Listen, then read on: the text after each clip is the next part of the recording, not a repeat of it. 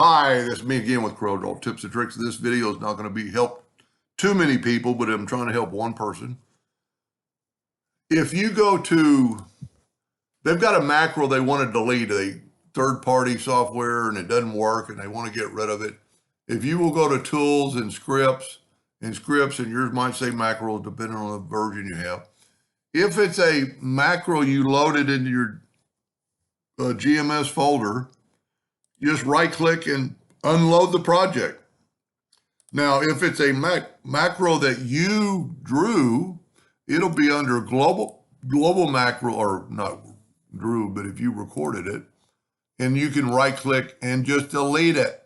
Now, if that still doesn't work, if it still shows up here, or you want to get rid of it forever, go to your C drive, is where most of them I would think would be. Double-click on your C drive, go to Program Files, Corel.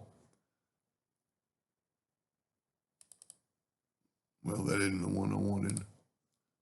Corel, go to 22, and then go down to Draw, and there's your GMS folder.